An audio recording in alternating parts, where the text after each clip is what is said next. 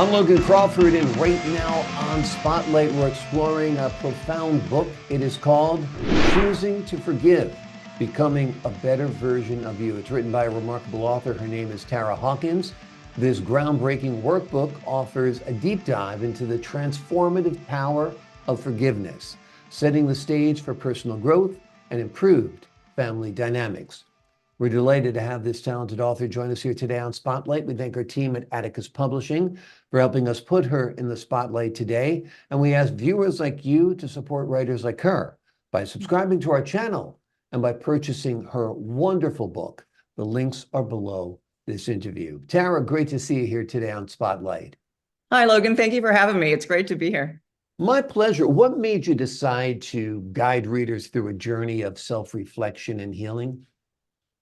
Well, I've always wanted to write a book, something that would help people. And I think my career in healthcare and my walk as a Christian over the last 30 years has told me that, we're all here for other people. We're not really here just for ourselves. And so anything I can do to help people bridge the gap between broken relationships, specifically in their family, was something that was near and dear to my heart.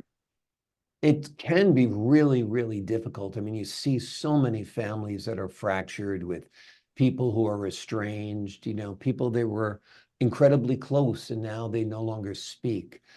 What are some of the steps to make that happen? And what do you do if the other party seems unreceptive? So it is a choice. And that's one thing I do point out in the book, that I think choice next to eternal life is really our greatest gift. And it is an active process. If you really want to forgive someone and maybe mend that relationship, you have to take the steps forward. And one of that is to own your part in the whole process, whatever that was.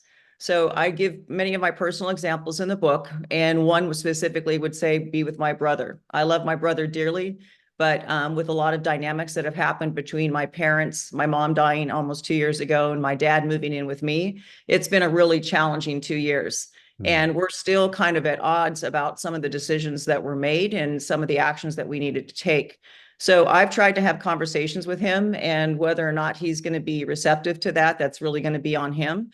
But all I can do is own my part and what I might have said or did that would offend them. And then I can apologize for my part and just know that I've done the best I can. And I will continue trying to build that relationship back and getting the closeness that we used to have. Yeah. So you have to decide you want to forgive that person. You have to actually forgive that person. And then you need to reach out and take action and try to forge a relationship again. And it can be difficult because, you experience problems with your brother. Other people experience different problems with different family members. And the other party isn't always receptive. And then spouses get involved and other people get involved. It can be a messy situation.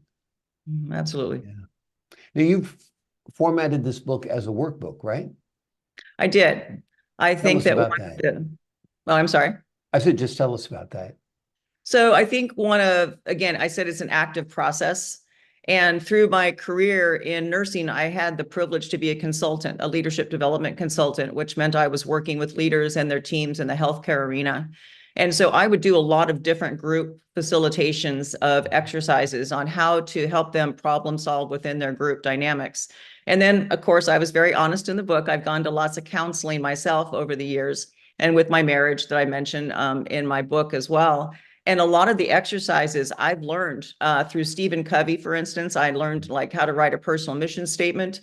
And then I started looking at group mission statements and how they develop their own mission statement for their business and their teams. And then even the one example I give about writing a letter to your younger self is a great way to reflect on how your life journey has already taken you in a certain direction and what you learned from that and how you can maybe make decisions differently moving forward in the future. So I think exercises, self-reflection is a really good process for beginning the healing process to move towards forgiveness.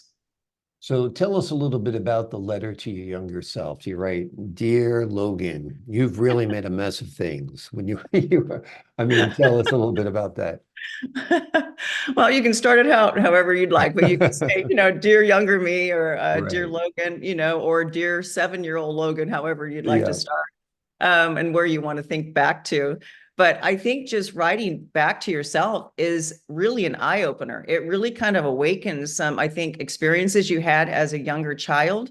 And through your years of growing up, you all of a sudden remember some things that might have scarred you personally, Hmm. or I mean, emotionally and spiritually. And so in order to reflect on those, you're like, wow, I did not know that that had that impact on me back then. And here's what I learned from it.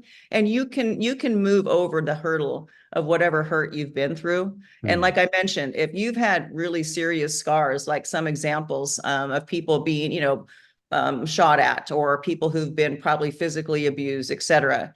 Obviously, that takes a far greater intervention with some professional help. But I think if you have emotional ties to family members that have hurt you, I think by just writing a letter and reflecting on those experiences can really help you move through and realize you're going to be okay. It's going to be better in the long run. And anger and regret are tough things to carry around with you. Right. So it really is better to forgive. You're going to feel like a weight has been lifted off you, don't you think? Absolutely. And that's what I had mentioned in my book too, when I started reflecting on the word forgive, because as I mentioned, I'm going through that with my own family, like I said. And so I had to really think about how can I move through what I'm feeling right now. And so I came to that term of what I wrote out words for the word forgive, Hmm. is free yourself of, guilt and I'm going to lose the thought here, but free No yourself worries. of guilt, and insulting, vindictive emotions. And I think by reflecting on that, all of a sudden I realized it's like a cancer inside of you. If you hold on to anger and you hold on to vindictive emotions and really anger at other people, you're just hurting yourself. Yeah. And a lot of people don't even know maybe you're feeling that way because you haven't taken the chance and the opportunity to have that conversation. Do you think you should forgive and forget, or forgive but remember what happened? I think you can never really forget. I think time does heal, and I think it softens the pain of what you experience, but you may never forget. And I'm not trying to tell people that you're going to forget by forgiving. What I do mean is, I think you can come at a place where you're at peace in your heart and that you don't have those negative feelings towards that person. If you're still in a relationship with someone that has hurt you in the past, my high recommendation is that you don't put yourself in an unsafe situation. And if you think they're still going to treat you in a similar fashion now, then that doesn't mean you have to have a relationship with them where you're putting yourself in unsafe situation. You just need to move on and know that you did the best you could and you're going to heal and you're going to be in a better place in the future. Yeah, it takes two to tango. It takes Right. two people to be in a relationship. If one person doesn't want to be in the relationship, there really is very little the other can do. I Right. mean, so forgiving is great. And I Right. think it's important because, like you said, it's healing and it'll take the baggage and the weight off of you. But I think practically people have to realize that no matter how bad they want to forgive or how bad they'd like to rekindle a relationship, whether it's with their children or a spouse or their parent, you might not be able to. Right. And you And can't force it. You definitely can't force it. And I do mention that in my book. All you can do is own your part, try to reach out and hope and pray that, they'll forgive you and accept that apology, whatever that might be. But you can't force them. So at that point, you just have to, again, be the better person and do what you can to sustain the relationship, however you'd like to sustain it. But you can't force them to take action. And so that can be a very painful journey. yeah. Yeah. How important is it, do you think, to seek professional help from a therapist or a psychologist or a psychiatrist if you have significant hurt in your life? I think it's very important. For one, you're talking to someone who's in the healthcare industry. So I will definitely support my colleagues and the other professionals that I've worked with through the years. But at the same time, I've gone through counseling for different reasons. Within my marriage, I'm talking about my parents, even some work situations that will be in my next future book Yeah. about some work challenges as well. But I think you get a whole different perspective. I mean, we have friends and family that are near and dear to our heart. And I think it's a great relationship if you can get some honest feedback from those family members or friends. But I think it's also important to seek a neutral person's perspective because they might be able to see something in the situation for not being too close that you couldn't find and you couldn't see, and neither can your family or friends. So I highly recommend it. Yeah. It's like having, like you said, it's a neutral person because your best friend or your brother or your sister are going to give you, biased advice because they love you. Right. So you need to talk to somebody who's just looking at the situation objectively. And I think that's one of the best parts of counseling for sure. Well, Tara, you have written a terrific book, and I think it's going to help a lot of people on their path to self-discovery for sure. It is called Choosing to Forgive, Becoming a Better Version of You. And I guess that's what it's all about, is once you become a better person, once you forgive yourself, once you forgive, you become a better version of yourself, right? Right. Right. Yeah. You become much more mature and wiser. And I hope that you take that wisdom and use it to help other people moving forward. Yeah. Great advice. Tara, thank you so much for joining us here today on Thank you. Spotlight. Thank It's been you. great to be here.